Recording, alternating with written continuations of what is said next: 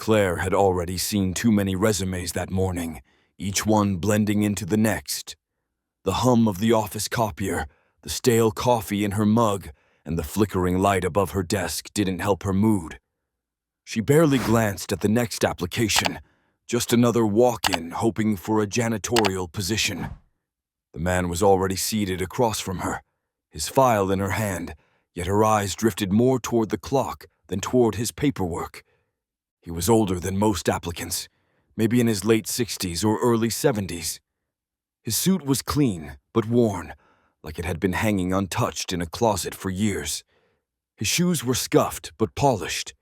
He sat with both hands folded tightly in his lap, his back straight, his eyes kind, but unreadable. Claire sighed quietly. "Mr. Rains, is it?"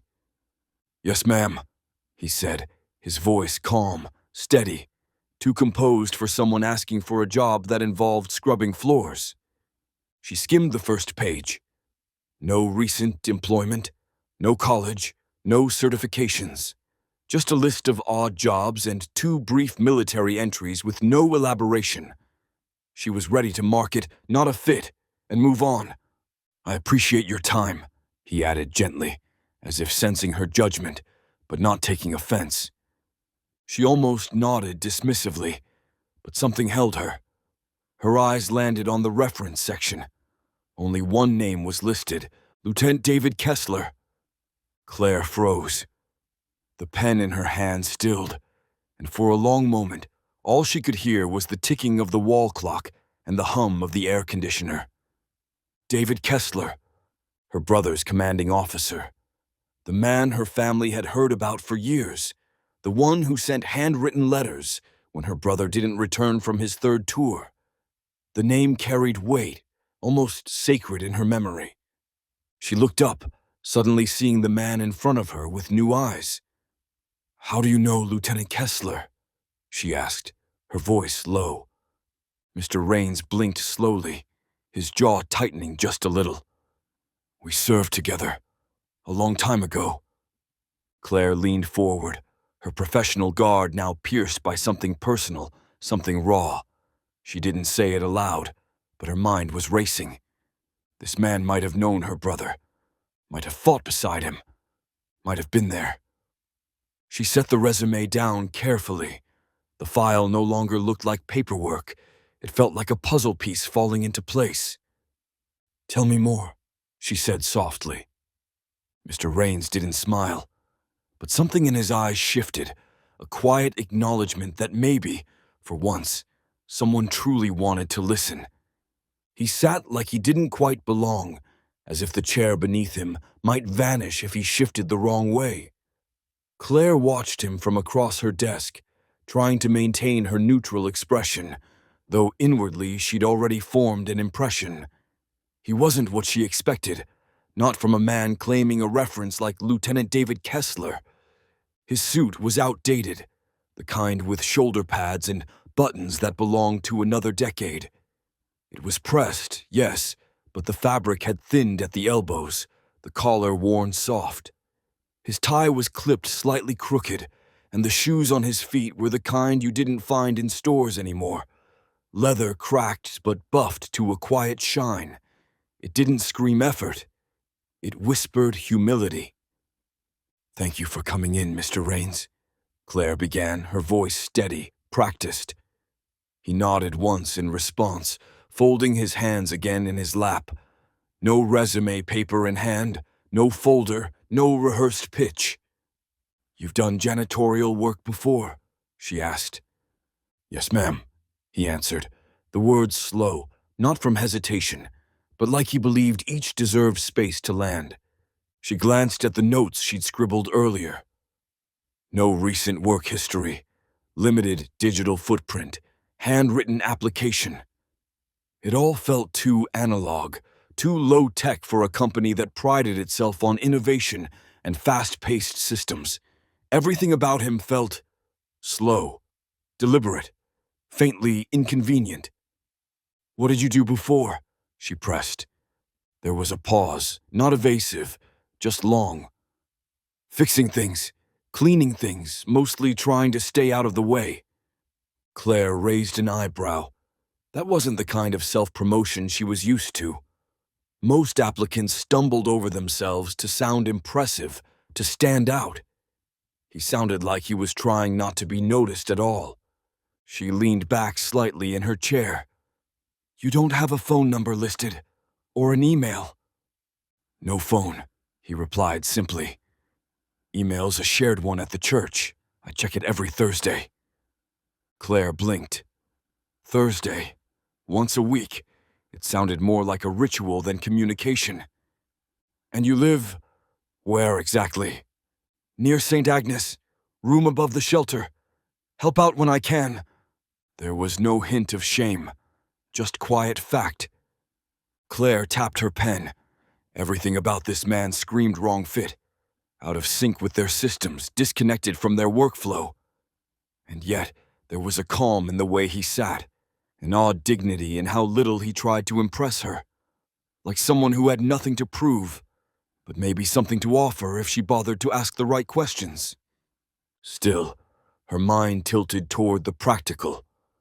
Not a culture fit, not efficient, not worth the risk.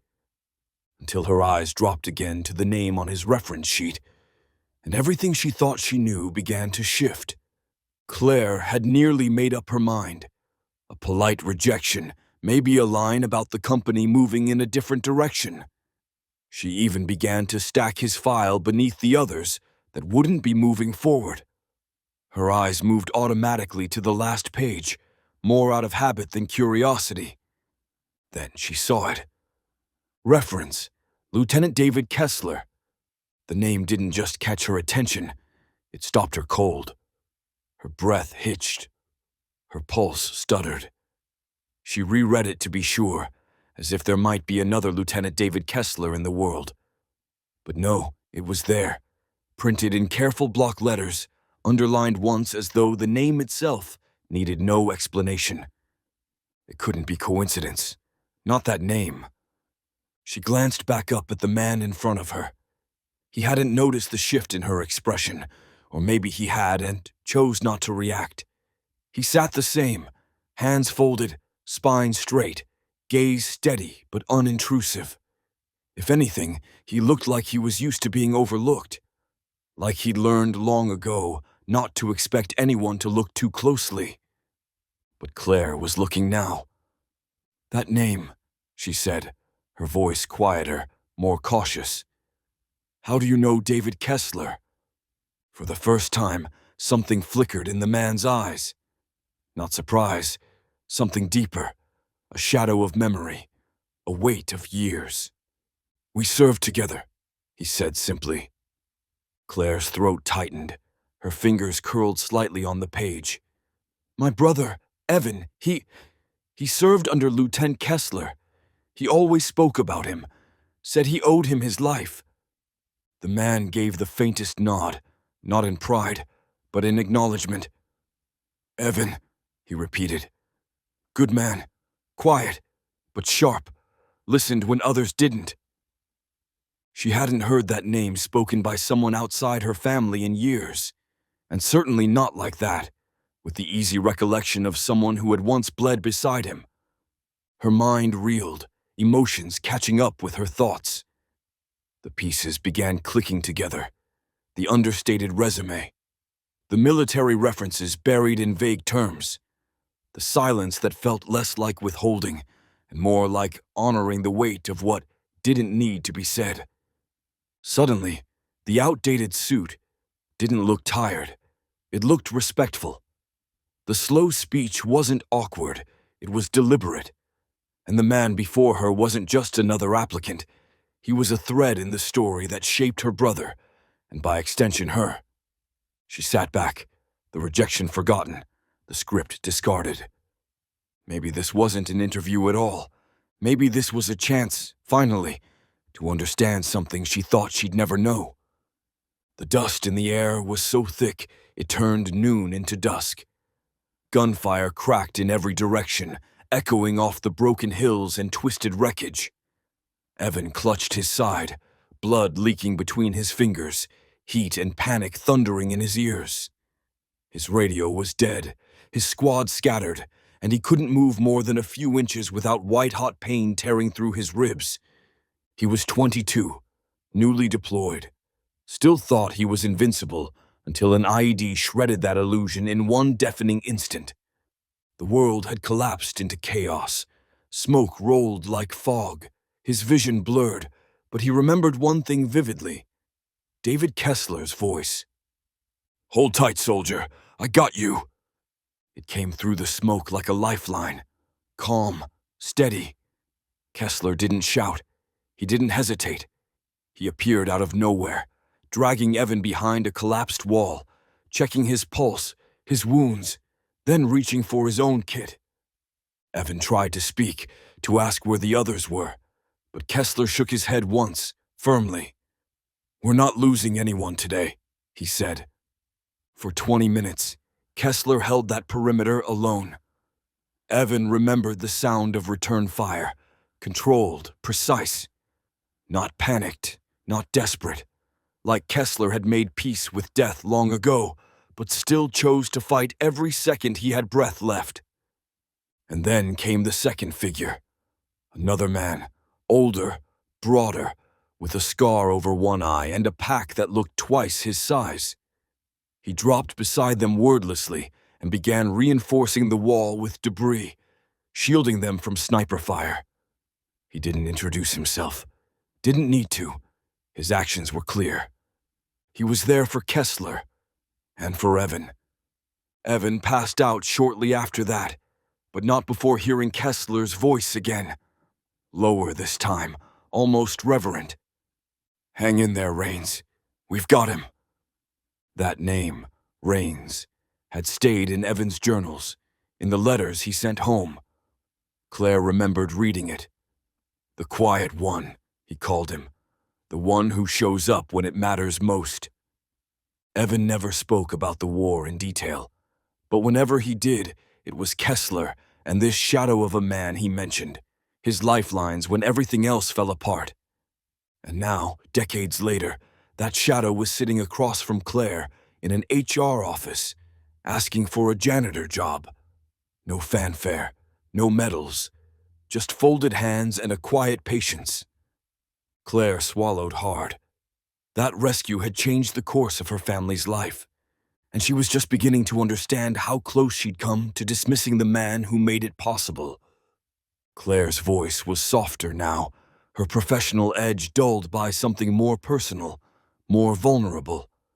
She pointed to the bottom of the page again, her finger resting on the name like it might disappear if she didn't hold on to it. "You said you served with David Kessler. Can I ask, how close were you?" The question lingered, too careful to be casual. Across from her, the man's posture didn't change, but something in his face did.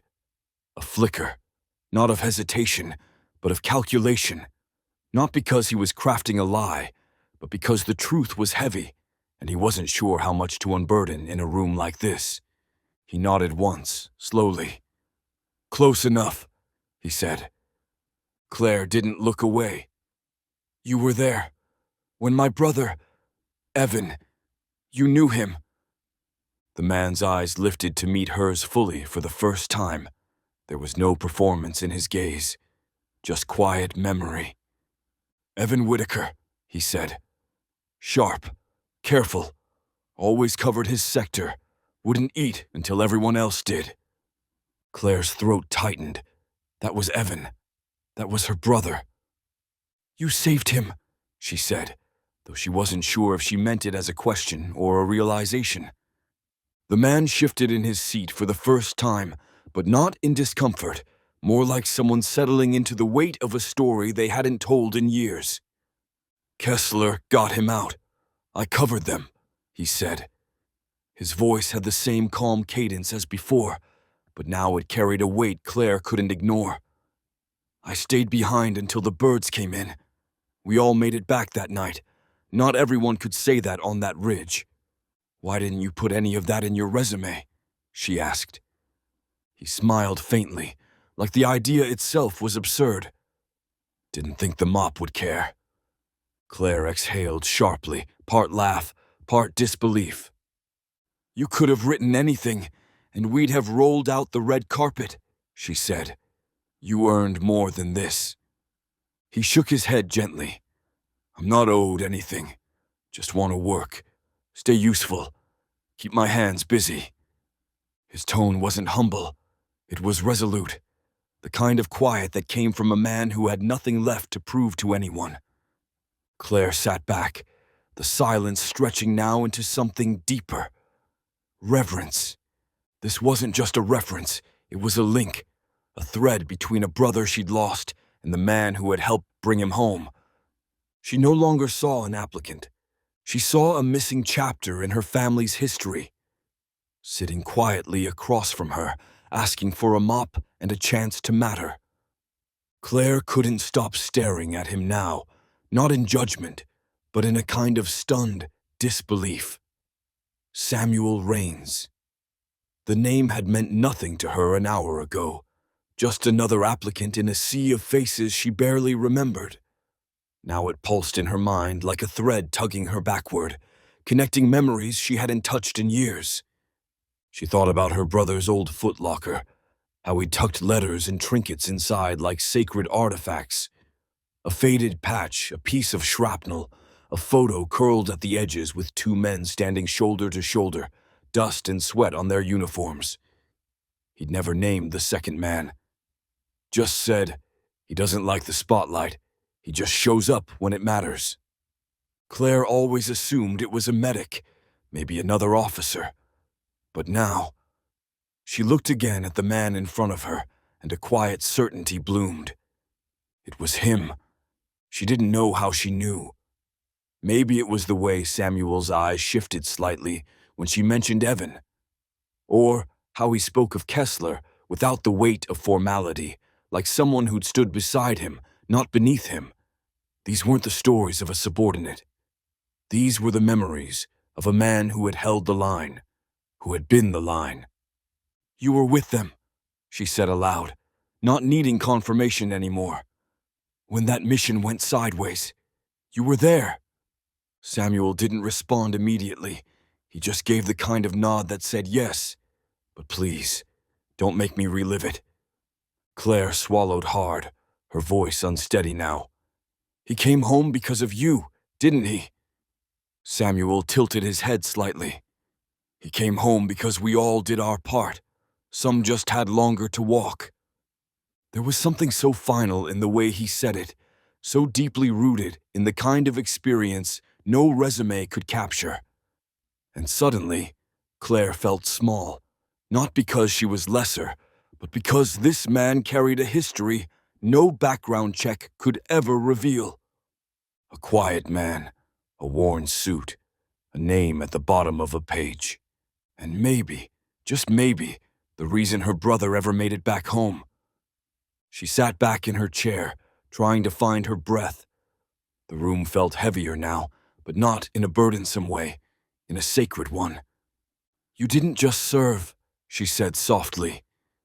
You carried them.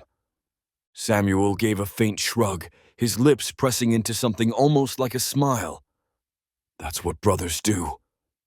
And in that moment, Claire understood that this wasn't a job interview. It was a homecoming. Claire didn't reach for the rejection stamp this time. She didn't shuffle the resume under a stack of polite no's. Instead, she let it sit on the desk like it mattered. Because it did now. It wasn't just a piece of paper. It was a doorway into something she'd almost had let slip away unnoticed. She leaned forward, elbows resting gently on the desk, eyes fixed on the man who had remained composed through every twist in the conversation. Mr. Rains, may I ask you a few more questions? Off the record, if that's okay. Samuel nodded once. No surprise, no suspicion, just a quiet acceptance, like he knew this was coming. You've applied here before, she said. 3 times. Yes, ma'am, he replied. Why keep trying? He didn't hesitate. Place seems clean. Folks look like they care about the work. Thought I could help. Simple, unadorned. But the way he said it made Claire pause. Not because it was particularly compelling, Because it was honest. She reached for the application again, eyes scanning for details she'd ignored before. Under previous employment, the job titles were vague. Maintenance, groundskeeping. One said facility support at a youth shelter. No salary listed. No references besides Kessler. She flipped to the back. Handwritten notes. Neat, almost meticulous. And something else. Hours volunteered, not paid. You've done a lot of volunteer work, she observed. Why not list that more clearly? Samuel looked at her like the question didn't make sense. Didn't think that mattered for janitorial work. It does, she said, more to herself than to him. It really does. She hesitated, then tapped a line in the margin. You worked at a shelter in Durham? Built their showers, stayed after to clean. Some of the boys had nowhere else to go. And this one, mobile vet 4x4, what's that? Just a van. I drive supplies to disabled vets, groceries, tools, whatever they can't carry themselves. Claire blinked. None of this had come up before, not because he'd hidden it, but because he didn't think it was worth mentioning. Like his service, his sacrifices, his goodness, were things that should stay quiet. But she couldn't ignore it anymore. She closed the file gently and looked him in the eye. Thank you for staying. Most people would have walked out when I skimmed them. Samuel shrugged lightly. Figured you'd come around. You look like someone who asks the right questions, eventually. Claire smiled for the first time during the interview. It wasn't forced. It wasn't polite. It was real. Her verdict could wait. This wasn't a man to dismiss. This was someone to understand. Claire knew she was treading carefully now. The usual script for interviews, strengths, weaknesses, availability, had long been abandoned. What remained was something raw, more human. She leaned forward, curious, cautious, her voice softer than before. You said you served with Kessler, with my brother. Were you career military? Samuel looked down, as if the question had pulled something heavy from his chest. He shifted in the chair, eyes settling not on her, but on some invisible point beyond the window. 28 years, he said finally. Retired out quiet, nothing fancy. Claire let the silence sit a moment, inviting more. Did you see combat? He nodded once. A few places. Some we don't name. Some we pretend didn't happen. There was no bravado in his tone, no edge, just the hollow certainty of someone who'd carried weight most people couldn't see. His fingers tapped the edge of the chair, not nervously, just rhythmically, like counting memories he wasn't sure he should speak aloud. I read a letter once, Claire said gently. My brother wrote about a man he called Sarge Sam. Said he saved him more than once. Samuel smiled faintly, almost apologetically.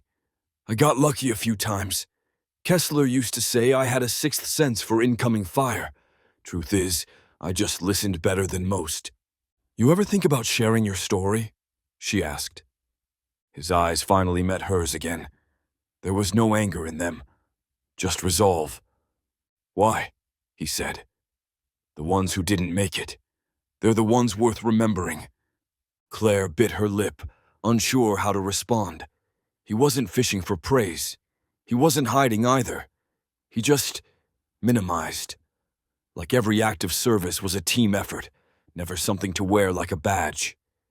Did you ever get recognized? Medals? Some. He paused. Gave them to the families of men who didn't come home. Seemed right. That stopped her. Not because it was dramatic, but because it wasn't. He spoke of extraordinary acts like they were chores, like folding laundry or sweeping a floor, a duty done, then set aside. Samuel, she said, not Miss, not Mr., just his name. You've done more than most people would ever dream. He shifted again. Maybe. But none of that scrubs a bathroom or empties a trash bin better. I'm here for what I can still do, not what I did. Claire sat back in her chair, humbled. She'd met veterans before, spoke to volunteers, read stories of heroes, but none had ever downplayed their legacy so completely. Samuel Raines wasn't a man chasing glory. He was a man who had given it away, quietly, willingly, to lift others into the light. After Samuel left the room, with a quiet nod and a thank you that felt more sincere than necessary, Claire sat still for a while. The hum of the office returned, the printer spitting out reports, someone laughing by the water cooler, the faint buzz of fluorescent lights overhead. But her mind stayed on him, something about the way he spoke, the things he didn't say. She couldn't let it go. Turning back to her screen, she opened the internal system and typed in his name. Samuel Raines. A few seconds passed before the page loaded, slower than usual. Most candidates had one file, sometimes two if they'd reapplied within a year. Samuel had 4. She clicked on the oldest one. 2 years ago. Position: janitor. Status: denied, no interview. The attached resume looked familiar, typed on a public library template, clean but plain. She checked the notes. Overqualified, lacks digital accessibility, no response to email. No response because he only checked email once a week, she thought, remembering his soft-spoken answer. The second file, same thing. Denied, no interview scheduled. The third had a red flag next to it. She frowned and opened it. The hiring manager had written, unclear employment history, candidate too old for physical requirements of job, no relevant references. Claire stared at that line, no relevant references, as if it might rewrite itself now. David Kessler, the most relevant name she'd ever seen. Her chest tightened. The most recent application, the one on her desk, was the first time anyone had actually spoken to him. 3 attempts, ignored. Not because he was unqualified, because no one looked close enough to see past the surface. She leaned back, jaw tight. Samuel hadn't mentioned any of this, hadn't voiced frustration, hadn't accused anyone of oversight. He just came back, again and again, hoping someone would look long enough to really see him. Claire clicked through the old files, her eyes lingering on the documents he'd submitted. The writing was clear, the experience was solid, but there was no flash, no polish, just truth. He didn't know how to sell himself. He'd spent too many years selling survival, service, sacrifice, and the system had overlooked him. Until today. Claire closed the files slowly, then opened a new document. She didn't know what would come of it yet, but she knew one thing for sure. Samuel Raines wasn't getting passed over again. Claire found him in the lobby, sitting exactly where she'd left him. Shoulders square, hands resting calmly on his knees, as if he'd been carved from quiet. Most applicants paced or checked their phones. Samuel just waited. She approached with a gentle smile and 2 paper cups in hand. Thought you might like some coffee. He looked up, surprised but not startled. Thank you, ma'am. He took the cup carefully, like it might break if handled wrong. Claire, she corrected, settling into the chair beside him, not across a desk this time. Not ma'am. He gave a small nod, repeating it softly. Claire. For a few beats, they just sipped in silence. The office noise faded behind them, just a few feet away, but it might as well have been another world. Claire had abandoned the clipboard. No notes, no checkboxes, just curiosity now. Did you always want to serve? She asked. Samuel stared into his cup. Didn't think about want. Draft came. I went. But you stayed. He nodded. Found purpose there. Out there, people don't care where you're from. Just if you can carry the weight. Claire smiled faintly. And you carried a lot, I imagine. Samuel shrugged like the question missed the point. So did others. Some more. Some didn't make it back. Another silence, but it wasn't awkward. It was heavy in a way that demanded respect. Why janitorial work? She asked eventually. I like things clean. Order makes people feel safe, even if they don't know it. And I've had enough chaos. Claire looked at him, really looked, and saw how the edges of his life had been smoothed by years of quiet service. He didn't chase recognition. He chased peace. What do you do outside of work? She asked. Volunteer where I can. Vets, mostly. Fixed a roof last week. Taught a boy how to change a tire yesterday. Stuff that keeps me useful. It was the way he said that, useful, that caught her. As if worth was something earned daily, never assumed. Claire felt her throat tighten. She didn't know what she expected when she walked into that interview, but it wasn't this man, this story, this steady heartbeat of humility and sacrifice. You know, she said, you've done more in your spare time than most of us do with a full-time salary. Samuel just sipped his coffee. Maybe. But I sleep better when I've helped someone. That's the trade. She smiled again, warmer this time. They weren't talking about a job anymore. They were talking about life, and how some people lived it like quiet anchors, holding others steady without needing to be seen. Claire had just asked another question, something casual, something about the kind of training he'd done in the service, when Samuel reached into his coat pocket without a word. His movements were slow, deliberate, and he pulled out a small creased square of paper, folded so many times it was starting to tear at the edges. He held it out to her like it was nothing special, but his eyes said otherwise. Claire took it gently, unfolding it with care. The newsprint was yellowed with age, the ink faded but still legible. Across the top, bold and unmistakable, Squad leader saves 8 in ambush. Her breath caught. The dateline was foreign, the details sparse. But there he was, Staff Sergeant Samuel Rains, cited for pulling wounded soldiers out of a crossfire zone after an ambush during a classified mission. No mention of where, no real names, just 8 lives saved under fire. And one man who refused to leave them behind. She looked up at him, stunned. You never mentioned this. Samuel gave the faintest shake of his head. Didn't seem relevant. Relevant, she repeated. You saved 8 people. They would have done the same for me, he said, voice low. Wasn't a one-way street out there. You survive because you trust, because you don't let anyone fall behind. Claire ran her fingers gently over the edges of the article. It had clearly been read 100 times, maybe more. Not for ego, she guessed, but to remember. Maybe even to remind himself it had really happened. She glanced back down at the print. No photos, no medals shown, just a quote at the bottom from a fellow soldier.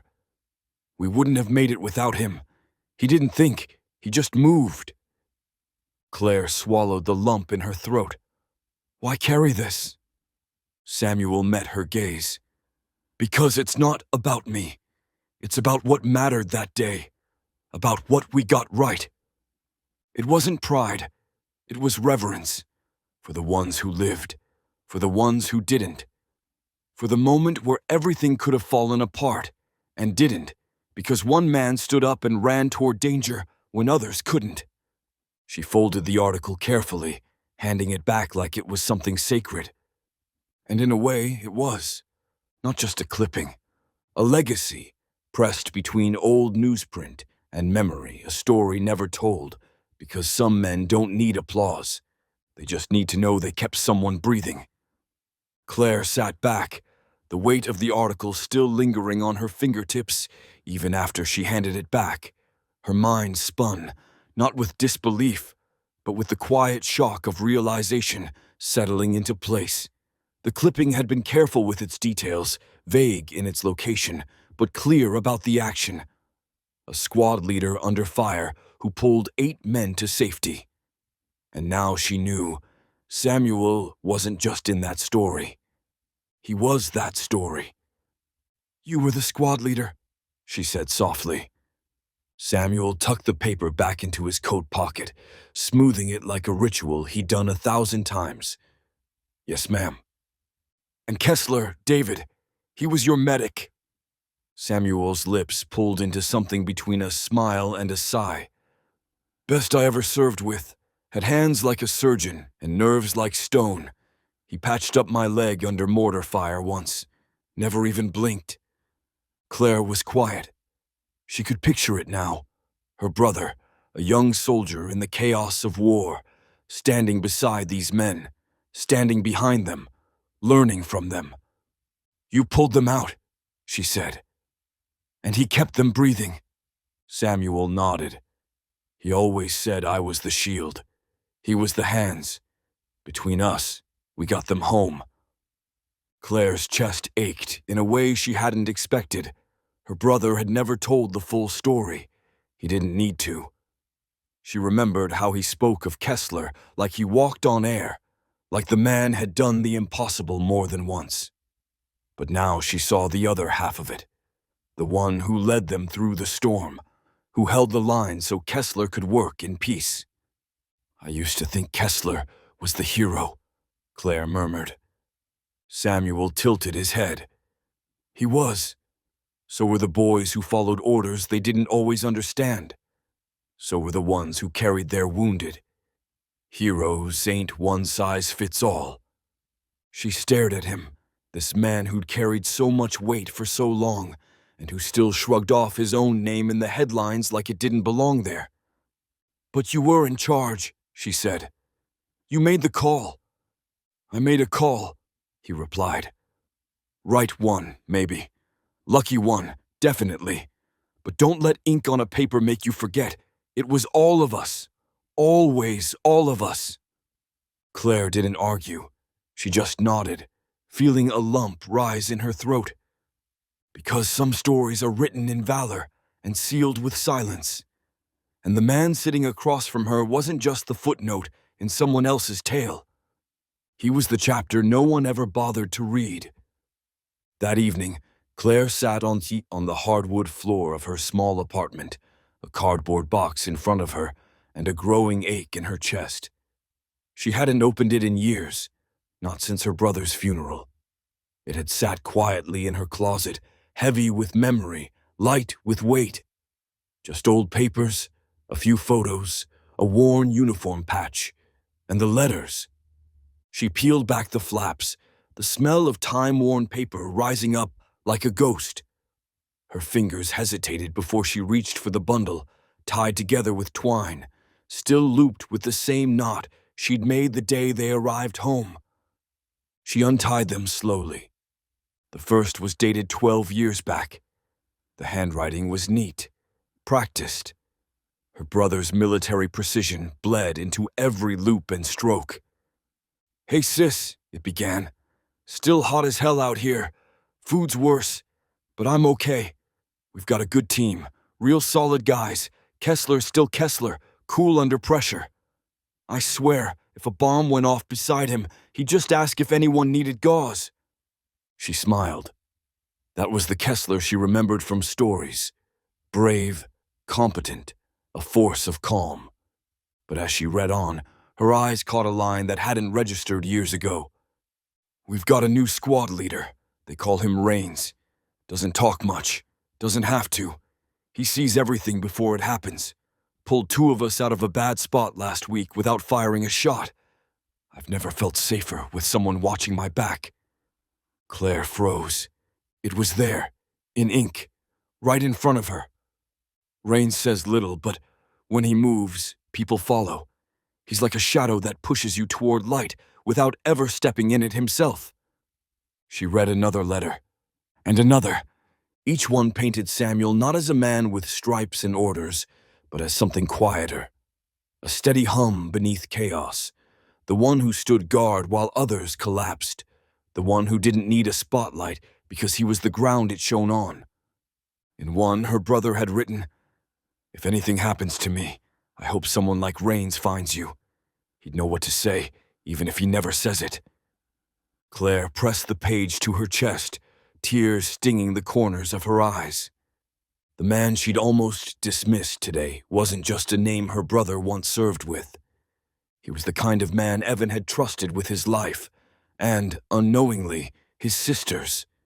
And now, years later, that man had found her. Quiet, steady, still serving. Claire didn't sleep that night. The box stayed open beside her bed, letters spread out like a map of a past she was only now beginning to understand. Each one painted a fuller picture, not just of Evan's time overseas, but of the men who stood beside him when the world cracked open. It was nearly 3 a.m. when she found the letter. The envelope was torn at the corner, the ink a little more smudged than the others, like Evan had written it in a rush. She unfolded it carefully, the paper thinner than it once was. June 14th, somewhere between dust and hell. She exhaled a quiet laugh. That was her brother. Then her eyes froze on the next line. "If you ever meet a man named Sarge Sam, buy him a drink. Hell, buy him a house. He carried me out when I couldn't move. Didn't say a word. Just lifted me like I was nothing, while rounds popped off all around us. I think he took one in the vest, never even flinched." Claire's hand tightened on the page. "Kessler says he's been doing this longer than any of us, that he trained half the guys who train us now, but he doesn't act like he's in charge, just shows up when it counts, disappears when it's over." She blinked back the sting in her eyes. "There's something about him, Claire. Not like a hero. You'd never even notice him walking past you. But out here, he's the guy we look for when everything starts falling apart." The rest of the letter trailed into lighter moments. Bad meals, broken boots, a joke about writing a memoir one day called "Don't Die Tired." But Claire didn't read further. She just held the page and stared at the name. Sarge Sam, Samuel Rains. The same man who sat across from her 2 days ago in a worn suit asking for a janitor job. Who had tried 3 times before without complaint. Who never mentioned medals or rescues or enemy fire. Who handed her coffee like a man with nothing left to prove. She looked again at the line. "He carried me out when I couldn't move." Her brother never told her that story in person, but he'd written it down, trusted her with it. And somehow, fate had handed her the chance to say something he never could. "Thank you," she whispered aloud to the empty room, the letter trembling in her hands. "Thank you for carrying him." And though he couldn't hear it, she knew, somehow, that Samuel would have said the same thing back. It was never about thanks. It was just the job. Claire sat at her kitchen table, long after the sun began to rise, the soft golden light spilling across the scattered letters, the empty coffee cup, and the file folder she hadn't had the heart to close. Her apartment, usually quiet in a comforting way, now felt too still, like it was waiting for her to admit something she didn't want to face. She'd almost passed him over. Samuel Rains. Sarge Sam, the man who had carried her brother through hell, who had shown up for strangers when no one else would, who had walked into her office with nothing but a folded resume and a quiet dignity, and she had nearly tossed his name into the discard pile without a second thought. She pressed her palms to her face, breathing deeply. It wasn't just the weight of what she'd learned. It was the realization of how close she'd come to failing him. Failing Evan. Claire prided herself on being fair, objective, efficient. She built her career on sharp instincts and sharper judgment. But yesterday, she hadn't looked. Not really. She'd seen the suit, the age, the lack of polish, and made assumptions. The same kind she'd always promised herself she'd never make. She opened her laptop and pulled up Samuel's file again. The rejection note she had started writing was still there in the drafts. Unfortunately, we've decided not to move forward with your application." She stared at the words with disgust, her own name at the bottom, a cold, canned dismissal for a man who had once led soldiers through fire. She deleted it, all of it, and still, it didn't feel like enough. She rose from the table, paced the length of the apartment, the carpet worn in places from nights just like this, restless, questioning, full of memory. She looked again at the letter that mentioned Sarge Sam, her brother's words echoing in her mind like a quiet rebuke. "He's the guy we look for when everything starts falling apart." She hadn't looked for him, not at first, but now that she had, she couldn't unsee what he was, who he was. Claire sank back into her chair, hands folded in her lap, mirroring the posture Samuel had kept throughout the interview. She whispered to the quiet, "I'm sorry." And she meant it, not just for almost missing him, but for being the kind of person who could. Tomorrow, she would do better. Tomorrow, she would start by offering him the job, and more than that, the respect he'd never asked for, but had earned 1,000 times over. Claire stood by the window in her office, her reflection ghosting against the morning sun. The hallway outside was quiet, and the coffee in her mug had already gone cold. She didn't mind. Today wasn't about routine. She heard the gentle knock before she saw him, 3 taps, even paced. "Come in," she called, her voice calm, but laced with something deeper this time. Not nerves, something closer to reverence. Samuel stepped in, wearing the same suit, this time with the collar pressed flatter and the knot of his tie pulled a little tighter. He held his cap in one hand, eyes steady, expression unreadable. "Miss Whitaker," he said. "Claire," she corrected again, this time with a soft smile. "Thank you for coming back on short notice." He nodded. "You said it was about next steps, paperwork maybe." "Yes," she replied, motioning to the chair across from her. "That, and a little more conversation, if you don't mind." He sat, same posture as before, straight-backed, composed. But now there was something slightly different in the way he watched her. A flicker of knowing. He'd sensed the shift. Claire opened the folder in front of her, then closed it again. "I spent some time last night going over your file. All of it." "I figured," he said quietly. "I also spent the night reading through my brother's letters." His gaze dropped slightly, not in guilt, more in quiet acceptance, like someone bracing for emotion without inviting it. Claire continued, "You were in more of them than I remembered. He wrote about you, not just once, a lot." Samuel said nothing, just waited. "He called you Sarge Sam," she said. "Said you carried him through enemy fire. Said you didn't talk much, but everyone followed you anyway." Samuel exhaled softly, not a sigh, something gentler. "He was a good soldier. Always looked out for the guy beside him. That's rare. I think he learned that from you." Silence settled again, this time warm, not uncomfortable. Claire reached for the offer letter she had drafted early that morning. It was simple, direct, but the paper suddenly felt too light to carry the weight of what she was trying to say. "I'd like to offer you the job, Mr. Rains. Janitorial position, full benefits, flexible hours. But I also want to ask if you'd consider something more." He raised an eyebrow, just slightly. "There's a mentorship program here. Young hires, many from tough backgrounds. They need someone who's lived, not just worked, someone who sees them before they have to prove anything." Samuel gave a slow, almost imperceptible nod. "I can show up." Claire smiled. "You already did." The offer letter sat between them on the desk, unsigned, untouched, but no longer the center of attention. Claire wasn't watching the paperwork.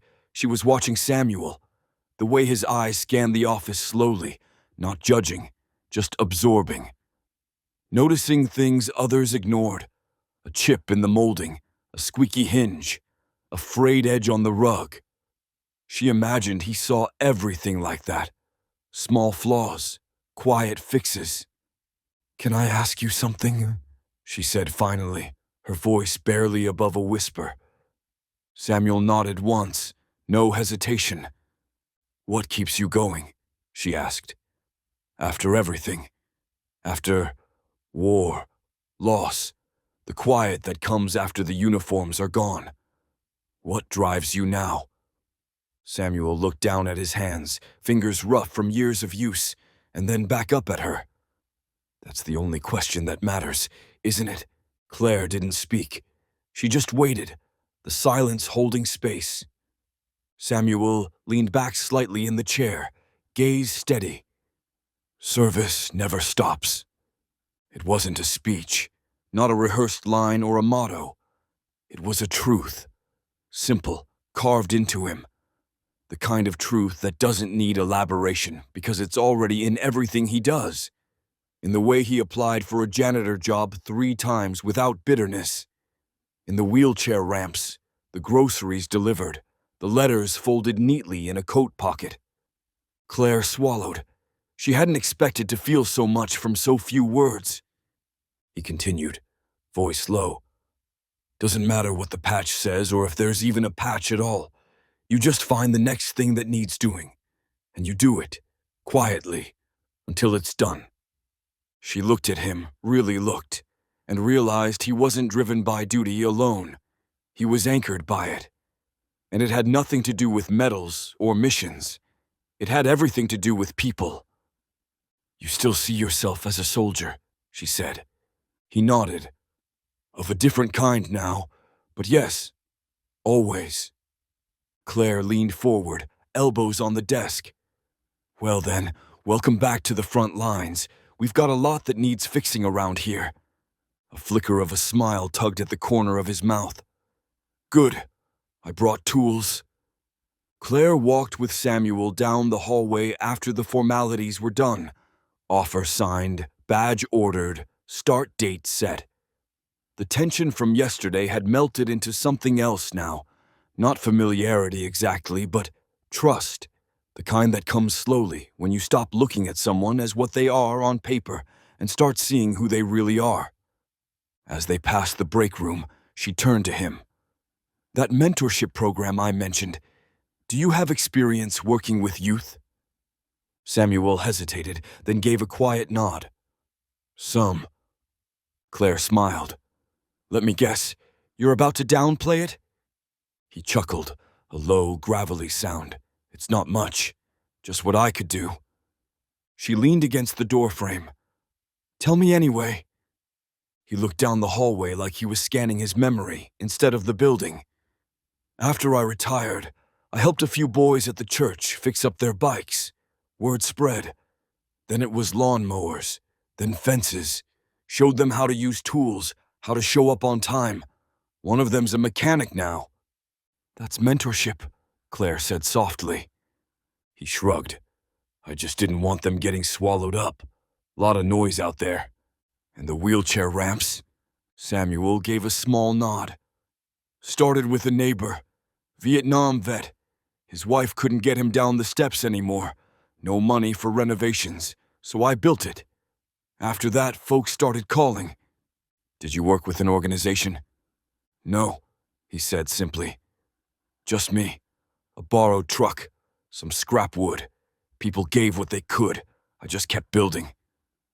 Claire was quiet for a moment, the full picture of him forming clearer now. This wasn't a man who had retired into silence. He had simply shifted his battlefield. "How many have you built?" she asked. 22, he said. "Going on 23.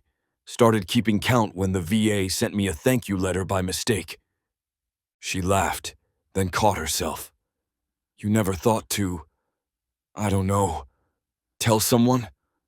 "What for?" Samuel replied. "It's not a story. It's just work." But it was a story. A quiet one, buried under years of humility and hard-won patience.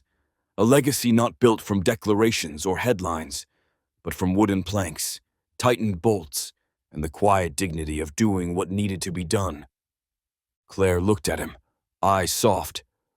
"I think you've done more in the shadows than most people do in the spotlight."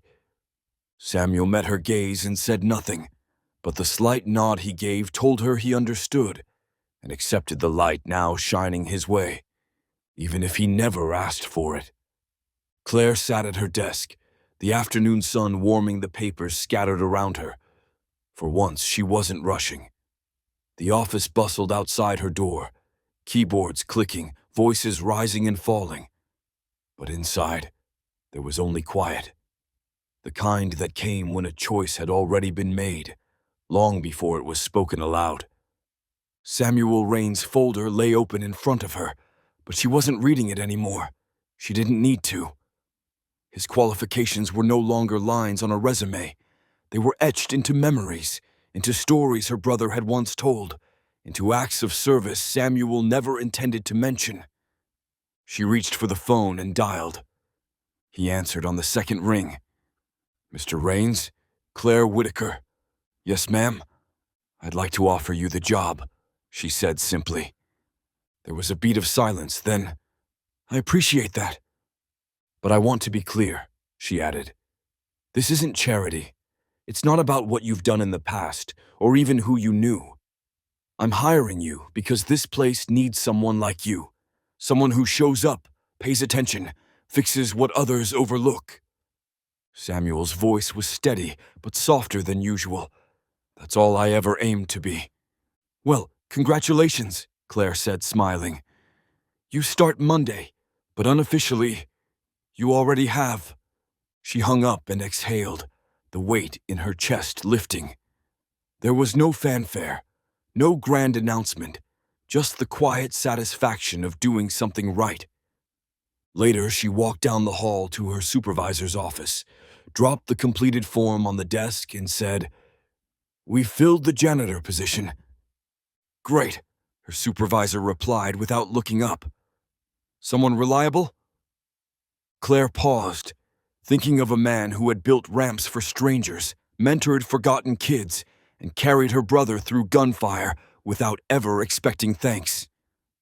"The most reliable person we've never deserved," she said. And as she turned and walked back to her office, she felt something shift. Not just for Samuel, but for her too. By midweek, the whispers had already started. They weren't cruel. Not exactly. Just the kind of murmurs that ripple through fluorescent-lit hallways and over microwaved lunches. Curious glances, raised eyebrows, that familiar, low hum of people trying to make sense of something that didn't quite fit their expectations. "He's what, 70? And he's scrubbing floors?" Didn't even list an email address. Claire hired him? Really? In the break room, someone joked, "Guess we're hiring grandpas now. Hope he doesn't throw out his back taking the trash out." Claire heard all of it. Some of it whispered too close to corners. Some of it slid into meetings as passive remarks. But she didn't flinch. She didn't explain, didn't offer context, not yet. Instead, she watched. She watched Samuel arrive early, his uniform neat, his tools lined up with military precision. She watched him clean the entryway twice on a rainy morning, without being asked, making sure no one slipped. She saw him help the receptionist reach a box from the top shelf, fix the jammed copy machine without a word, and tighten the wobbly leg on the intern's desk before anyone had even filed a ticket. He didn't announce his presence. He improved it. Still, the questions came. In a department meeting, one manager leaned back in his chair and asked with a smirk, "So, Claire, what made you choose the mystery man in the vintage suit? A little off-brand for us, don't you think?" Claire looked up from her notes, her expression calm but deliberate. "I chose him," she said, "because reliability isn't something you can fake, because respect should be earned in both directions, and because sometimes the best person for the job isn't the one with the shiniest resume, but the one who shows up and sees what needs to be done. The room went quiet. The smirk faded. She didn't raise her voice. She didn't need to. Later that afternoon, Claire passed Samuel in the hallway. He was adjusting a vent cover, screwdriver in hand. He didn't look up, didn't acknowledge the stares he might have felt behind him. "Need anything?" she asked. "No, ma'am," he replied. "Just tightening things." Claire nodded. "That's what you're best at, isn't it?" Samuel gave the faintest smile. "Only thing I've ever been good at, far as I can tell." She smiled back. "Well, you're exactly where you need to be." Let them whisper, she thought. Eventually, they'd see what she saw. Samuel arrived 10 minutes early, not out of eagerness, but out of habit. He moved through the side entrance, nodding to the security guard who didn't bother to ask his name, just offered a distracted morning. No one noticed the way Samuel scanned the hallway like a soldier assessing terrain. Exit signs, fire extinguishers, cameras. It was automatic. He didn't stop to admire the modern architecture or the sterile decor. He was here to work. By 8 o'clock a.m., he'd already cleaned the lobby floor, wiped down the elevator buttons, and replaced the hand soap in the restroom near HR. No one had asked. No checklist had prompted him. He simply did what needed doing. In the kitchen, 2 junior analysts joked about spilling coffee on the break room floor. "Don't worry," one of them said, chuckling. "The new janitor will get it." Samuel had already mopped it, quietly, without interrupting their conversation. He didn't speak much. He barely made a sound when he walked. Boots padded, keys clipped tight, movements practiced. It was like he had trained for invisibility, not to hide, but to avoid being in the way. Most didn't notice him. One person did. Claire watched from her office as Samuel moved methodically through the building. A slow, deliberate rhythm, polishing doorknobs with quiet precision, straightening chairs in the conference room after an early meeting no one had cleaned up from, emptying trash bins before they had the chance to overflow. He didn't wait for thanks. He didn't expect notice. He didn't seem to mind being overlooked. But Claire saw everything. She noticed the way he paused to help the receptionist plug in her computer without fanfare. The way he double-checked the back stairwell light, then replaced the bulb without logging a request. How he stood a little straighter when someone walked past, present, but never imposing. By noon, the building was cleaner than it had been in weeks. Not just surface-level shine, but the kind of clean that comes from intention. Care. Some called it just a first-day impression. Claire knew better. This was who he was. Samuel Raines didn't need direction. He carried his orders with him, written in muscle memory and quiet principle. And even if most of the office didn't notice him yet, the building already felt different. Grounded. Calmer. Like something steady had been laid beneath the polished floors and buzzing lights. Samuel wasn't loud, but his presence was starting to echo. It happened just after lunch, when the office was at its quietest. Emails answered, phones idle, the lull between meetings. Claire had just stepped into the conference room when she heard the sound. A thud, sharp, sudden, then nothing. She rushed into the hallway and found a crowd forming, unsure, frozen. A young man, Jason, from IT, was on the floor, eyes rolled back, body still. A few gasps, someone calling 911, another reaching for their phone, like it might offer answers faster than a breath. And, in the middle of it all, kneeling by Jason's side, was Samuel. No panic, no shouting, just action. His coat was off, sleeves rolled, hands already interlocked on the young man's chest. Compressions began, firm and rhythmic, counted silently. "Has anyone called emergency?" he asked, not looking up. Claire nodded. "Yes, they're on the way." "Good." Tell them he's unresponsive, not breathing. Possible cardiac. I've got CPR started.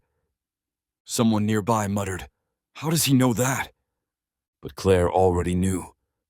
Samuel didn't need instructions. His movements were precise, efficient, his entire body steady, grounded like he'd done this before. Because he had. Dozens of times, maybe more. Not in office hallways, but in dust-blown deserts and jungle clearings. In places where help didn't always come, and time was the only thing you could fight. "Come on, son," Samuel said under his breath between compressions. "Don't leave on a Tuesday." Minutes passed, the kind that stretch forever. A siren wailed in the distance, getting closer. Jason jolted once, then again. A weak, gasping breath. He was coming back. Samuel slowed, shifting slightly to the side, checking pulse. Still focused. When the paramedics arrived, they found Samuel sitting beside the young man, hand resting gently on Jason's shoulder as he blinked in confusion. Claire stood nearby, her chest tight, eyes wet. "Who started CPR?" one of the EMTs asked. Samuel raised a hand as if volunteering for something minor. "You trained?" the medic asked. Samuel nodded once. "Used to be." The EMT gave him a long look, then a nod of respect. "You saved his life." Samuel didn't respond. He just reached for his coat and stood slowly, as if brushing off the moment like lint from his sleeve. "Can someone take over here?" he asked quietly. "I've got bins to empty." Claire stepped forward. "You're not going anywhere," she said, her voice firm but warm. Around them, whispers started again. But this time, they weren't questioning. They were watching. And finally, they were seeing. That evening, long after the ambulance had left and the shock had settled into gratitude, Claire sat at her desk, staring at her screen. The office had quieted. Most had gone home, whispering stories to friends and family. The janitor saved a man's life. The old guy? He knew exactly what to do. He didn't even flinch. But Claire knew this moment needed more than water cooler retellings. It needed truth, context, something that would cut through assumptions like Samuel had cut through panic in the hallway. She opened a new email. Subject: a story worth knowing. She paused, then began to type. "To all staff, this afternoon, one of our own, Jason from IT, collapsed in the hallway. As many of you saw, it was serious. He stopped breathing. There were critical moments where every second mattered, and someone stepped forward. Samuel Rains, our newest facilities team member, performed CPR until paramedics arrived. It wasn't luck. It wasn't coincidence. It was training. It was instinct. It was experience. What you may not know is that Mr. Rains served this country for nearly 3 decades. He's a decorated veteran, a former squad leader, and a man who has saved lives long before he ever wore a name badge in our office. He didn't tell us that in his interview. He didn't list it on his resume. He didn't expect recognition. But I believe you all should know, because sometimes the people we overlook, the quiet ones who sweep our floors or fix the jammed copier, carry stories that deserve respect. And sometimes they carry us too. From today on, I hope we look a little longer. Ask better questions. Lead with respect. And if you see Samuel tomorrow, don't just thank him. Learn from him. He won't seek the spotlight. So let's make sure the light finds him anyway. Claire. She hovered for a moment, then hit send. Across the building, phones lit up, laptops pinged, conversations paused. And slowly, something shifted. By morning, the whispers weren't about why he was hired. They were about who he was. People stopped him in the hall, shook his hand, some awkwardly, some earnestly. And Samuel, as expected, nodded quietly, deflected praise, and returned to his work. But now, when he passed, No one looked past him. They looked at him. The call came 2 days later. Claire answered her phone expecting another department update, but instead, it was the front desk. "There's a reporter here from Channel 6. Says she'd like to speak with Mr. Raines about the incident on Tuesday." Claire sighed, already knowing how this would go. She found Samuel polishing the hallway baseboards, a task no one had asked him to do, but one he deemed necessary. He stood when she approached, wiping his hands on a cloth tucked neatly in his belt. "There's a reporter downstairs," she said. "Wants to talk to you, about Jason, about everything." He didn't answer right away, just stared past her at the freshly buffed floor, as if searching for the right words in the wax. "I didn't do it for the news," he said finally. "I know. That's why it matters." He hesitated. "What would I even say?" "Maybe just the truth," Claire offered. "That sometimes heroes wear gloves and carry mops. That you never stop serving, even when no one's watching." After a moment, Samuel gave a soft grunt. "One interview, then I get back to work." When the camera rolled, he stood outside by the building's front steps, cap in hand, shirt pressed neatly despite the heat. The reporter smiled brightly and introduced him with energy and awe. "A local janitor becomes a hero," she said into the mic. "But the full story may surprise you." Samuel didn't posture, didn't perform. He answered each question with the same humility he brought to his work. "Yes, I've done CPR before, in places much louder than this. Yes, I served. No, I don't need a medal." And when asked how it felt to be called a hero, he looked at the camera and said, "A hero's just someone who does what needs doing, even when nobody's clapping." The clip aired that evening, and within hours, it was everywhere. Social media lit up. Sarge Sam began trending. Veterans groups shared his story. People commented from across the country. And Samuel? He showed up the next morning at 7:50, same boots, same quiet stride. There were thank you cards taped to the janitor's closet. Someone left him a thermos with his name on it. Someone else had drawn a sign, "Our hero wears work gloves." He looked at Claire as he passed her office. "I liked the old silence better." She grinned. "You'll get it back, eventually." He shook his head with a small smile. "Hope not. Maybe it's time they heard the quiet ones, too." The cemetery was quiet, just as Claire remembered it. Morning dew clung to the grass, and the stone path crunched softly beneath her shoes. She carried a simple bouquet, white lilies, Evan's favorite, and a folded letter tucked into her jacket pocket, one she hadn't known she was going to write until the night before. Her brother's grave was near a cluster of tall oaks, the kind that whispered when the wind moved through them. The headstone was modest. "Evan Whitaker, Sergeant U.S. Army. Loyal son, devoted brother, never forgotten." Claire knelt, brushing a few leaves from the base of the stone before placing the flowers gently in the holder. For a while, she said nothing, just sat there, letting the silence settle around her the way Samuel always did. In no rush, no pressure.